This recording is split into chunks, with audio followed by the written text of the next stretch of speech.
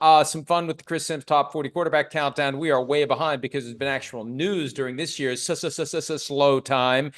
We are up to number 30, and there's a cluster there. Yeah. 4 guys from Right. 30 to 27 who have never taken a snap in the NFL. They are all rookies. You call them the ready rookies, although one of them probably needs to be ready to stand on the sidelines indefinitely. And Michael Penix Jr., he's the highest rated of the bunch at 27. Jayden Daniels, 28. Nix, 29. J.J. McCarthy, 30.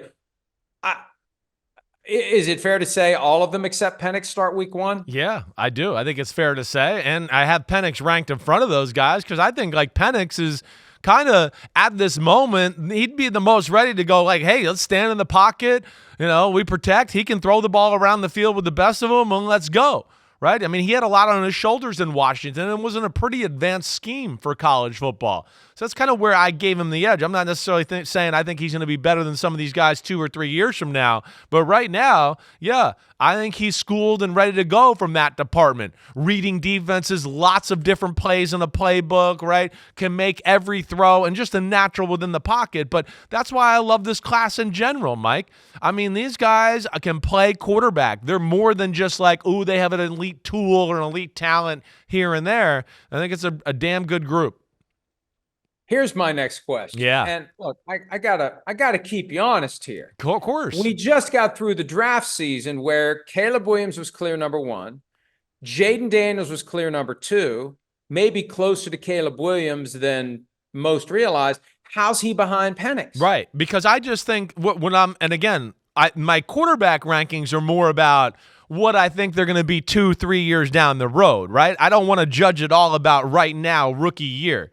And I think, like I was saying, I think Michael Penix has played a little bit more of a pro way. Jayden Daniels, I think there's going to be a little bit more of an adjustment at first, right? And not only the NFL, the offense he played in college, right? I think there's going to be a little more versatility to the offense that he's going to get used to. And we talked about, too, yeah, we know he's a special runner and all that, but he's got growth as far as being in the pocket. Right? Guys like Bo Nix and Caleb Williams are better scramblers to throw the ball than Jayden Daniels, right? He can learn to slide in the right places and maybe be a little more patient in the pocket too. So, yeah, my belief is that Jayden Daniels will be better at some point. But at this moment, with this exercise, I kind of take it in like, hey, we're in week 1, 2 of the regular season. I think Michael Penix is a little farther along as far as being NFL ready right now. This is another reason why it's unfortunate that the incoming players can't pick their teams, because Jayden Daniels is going to get that experience. He's going to get those reps. He's going to move toward his ceiling while Penix is standing on the sideline, if things go the way the Falcons hope, watching Kirk Cousins. Right. Now, there's a chance Penix won't be, but if it plays out the way the Falcons envision, he doesn't play. And we talk all the time about whether or not Kirk Cousins would have signed with Atlanta if he had known they were going to draft Penix. The one thing we don't talk about, because he had no choice, would Penix have ever gone to Atlanta with Cousins there? If he could have chosen Atlanta versus Washington, he's going to Washington. Definitely. If he could choose Minnesota, he's going to Minnesota. He's going to the Raiders. I mean, he's going to go, I'll go to the Raiders. But yeah, the place where he's stuck behind the guy they gave a 3-year, $100 million guarantee to.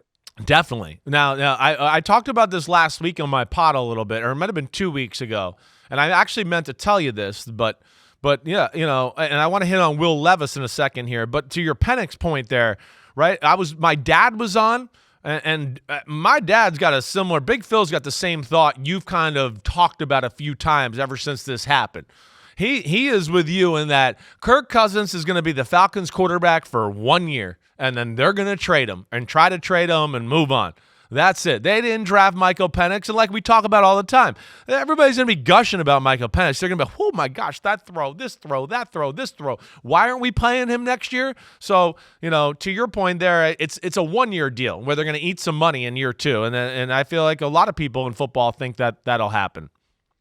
And it won't be that big of a cap hit. They've dealt with bigger ones, specifically with Matt Ryan, and they'll move on. And it's a very tradable contract at $27.5 million in cash next year. And yes, he has a no trade clause, but when the alternative is be benched versus play, what do you think he's going to do? What do you think he's going to do? We're going with Penix next year, so we'll pay you $27.5 million to stand there and watch, or we'll send you to Miami or wherever where you're going to get a chance to actually play. Yeah. All right, Will Levis, Titans quarterback, in at number 26. I assume Mason Rudolph isn't higher. I can't remember whether Rudolph's already been in the list. He's not. So Levis is the guy in Tennessee. Why not higher on the list? I just feel, Levis, there's a lot of good, right? I mean, he exceeded my expectations. Man, is he big? Is he tough? Gosh damn, is his arm strong as hell, right? But he was still managed, right? And that's why I put him in this, the rookie tier. He only played a handful of games, right? He threw 4 touchdowns in the first game he played, and then he only threw 4 for the rest of the year, right? There's a lot of games of, hey, it's we're running the ball, we're going to be picky and choosy. So I kind of still look at him as a rookie who's growing in a lot of areas. But man, it was a great first year for him. Good to get that experience, right? The talent does jump off the film when you watch him, but hey, protecting himself, better in the pocket, a few more variety of throws I still think needs to be worked on by Will Levis, but as it looks right now, they got their guy, and they should be happy, and we'll see what Brian Callahan can do with him to advance him even more. I remember the advice that Mike Vrabel gave him last year. I'm not getting the quote correct, it's so but good. it's along the lines of, don't get the shit knocked out of you. Well, we showed him a film of how to slide and quarterbacks protecting themselves. He didn't take that well, so I think we're going to have to show him a film of players getting the shit kicked out of them next time. That's what he said, because I played it on the pod. It was really good. It's a great quote by Vrabel. Hi, it's Mike Florio. Thanks for watching PFT on YouTube. Hit subscribe for the latest news and analysis from Pro Football Talk.